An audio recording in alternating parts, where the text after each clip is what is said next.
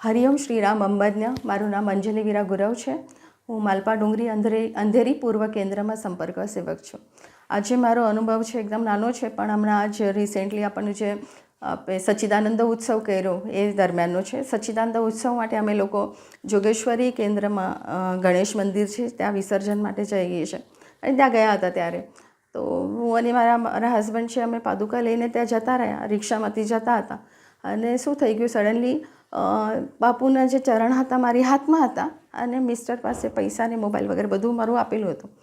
તો શું થઈ ગયું ખબર નહીં, પણ અમે લોકો પેમેન્ટ વગેરે કરીને જ્યાં આપણના બધા બાપુ ભક્ત ઊભા હતા ત્યાં જતા રહ્યા અને ત્યાં જોયું તો બધા મસ્ત ગજર ગાય છે, બાપુના નામ સ્મરણ બધું ચાલુ હતું. અને સડનલી મને યાદ આવ્યું કે મને મારો મોબાઈલ ચેક કરવાનો છે કે કોઈનો કોલ તો નથી આવ્યો ને કે કાંઈ વોટ્સઅપ મેસેજ વગેરે. તો એટલા માટે મારા હસબન્ડ છે નીતિનસિંહ, એમને કીધું કે મને મોબાઈલ આપો ને. તો એમને કીધું ના હું તને આપ્યો. એટલે ના તમે નથી મને આપ્યો, જરા ચેક કરો તમારી પાસે હશે. તો ત્યારે ધ્યાનમાં આવ્યું કે મારો મોબાઈલ જે છે ખોવાઈ ગયો છે એટલે એટલા રિક્ષામાં જ હતો. અને આના પહેલાં પણ છે ને બાપુ મારી આદત જ છે કે વસ્તુ કહેશે મૂકી દેવાની કે ખોવાઈ જાય, એવી ઘણા બધા ઇન્સિડન્ટ્સ છે. અને આ મારા સદગુરુ છે, ફક્ત બાપુને રિક્વેસ્ટ કરી બાપુ આ ખોવાઈ ગયો છે અને મને મદદ કરો, હેલ્પ કરવા, અને બાપુ તરત આવી જાય છે. તો આ સેકન્ડ ટાઈમ ઇન્સિડન્ટ્સ. તો મોબાઈલ તો જતો રહ્યો, હવે શું કરીએ. તો બધા જે હતા મારા ફ્રેન્ડ, મારી શકુંતલા વીરા કરીને છે સંપર્ક સેવક અમારા કેન્દ્ર, બધા અમે સાથે જ હતા. તો બધા ટ્રાય કરતા હતા પણ મોબાઈલ સ્વિચ ઓફ કરીને આવતો હતો. પછી સડનલી ખબર નહીં શું થઈ ગયું, અમે લોકો ઘરે આવી ગયા.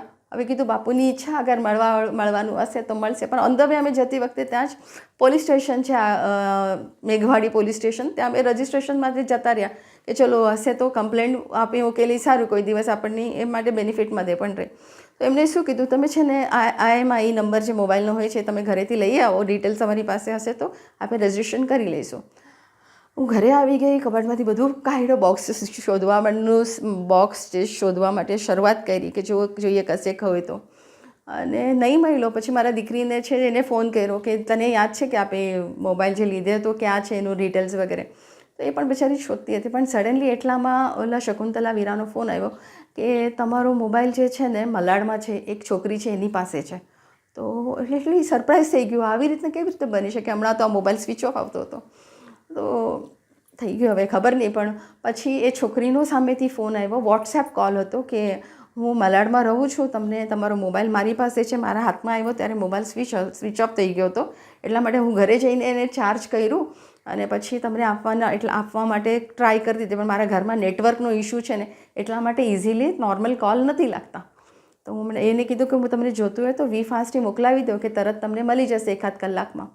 તો હું કીધું કે ના રહેવા દે, અમે લોકો છે ને બંને જ આવીએ છીએ, ત્યાં મલાડમાં જ રહે છે તો નજીક છે, અમે લોકો અંધેરીમાં જ રહીએ છીએ. તો તરત 8:30 વાગે અમે લોકો અહીંયાથી નીકળી ગયા. ત્યાં ટ્રાફિક પણ હતું, મલાડ જે ઈસ્ટ વેસ્ટમાં હતું, પણ છતાં પણ પહોંચી ગયા ત્યાં. ઓલી જે બેન હતી કેથલિક હતી, પણ એ લઈ આવી કે અમે લોકો આવી ગયા છે. હવે જો સદગુરુને કેવું નાદ સબીત હોય છે, અગર કોઈ ખોવાઈ જાય એ વસ્તુ તો બાપુને કહી દે ને કે બાપુ એ આપણના શું છે પપ્પા છે ને, પપ્પાને કહી દે ને કે પપ્પા નથી ગમતું, પપ્પા નથી મળતું, જરા હેલ્પ કરી આપો, તો તરત જ મળી. આપણને બાપુ એટલો જ પ્રેમળ છે કે ઘણીવાર વસ્તુઓ ખોવાઈ જાય ને હકતી કે એમને પપ્પા શોધી આપો ને, દાડા શોધી આપો ને, દાડા આપણનો તરત કાંઈ ને કાંઈ કરીને ઝોલ કરીને છે ને આપી જ દે છે. રિયલી બાપુ લવ યુ અંબજ્ઞ નાદ સબીત.